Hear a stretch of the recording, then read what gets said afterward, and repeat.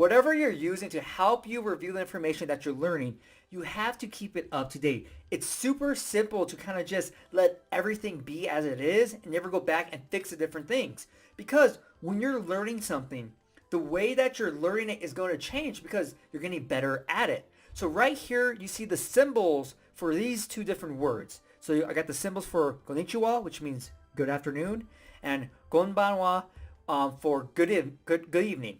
But all these other words, I don't have the symbols for them.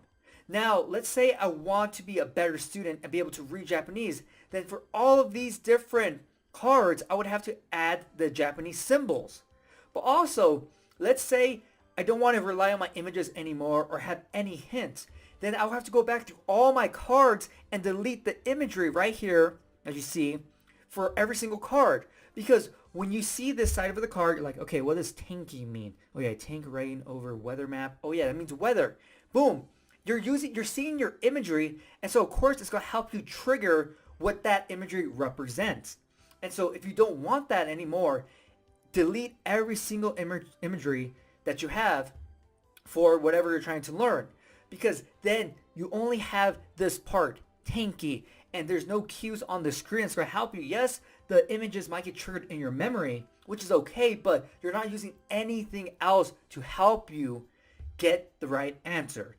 And so yes, it might be tedious to go through and delete all the images, but it helps me move into the next stage of learning where I'm not trying to use any of those hints. And then eventually, if I get really good, delete everything except the Japanese characters.